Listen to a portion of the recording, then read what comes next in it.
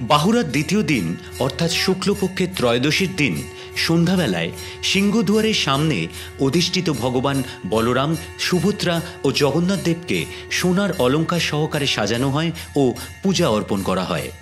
সারা বছর এই বিপুল সোনার গহনা মন্দিরের মধ্যে বিশেষভাবে সংরক্ষিত থাকে এবং শুধু এই দিনই গহনা মন্দিরের বাইরে আনা হয়। বলা হয় এই বিপুল সোনার গয়নার ওজন 208 কেজি।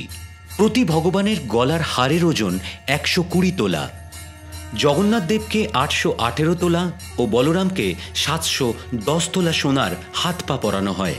জগন্নাথের সোনার মুকুটের ওজন 610 তোলা, বলভদ্রের 434 তোলা আর সুভদ্রার 274 তোলা।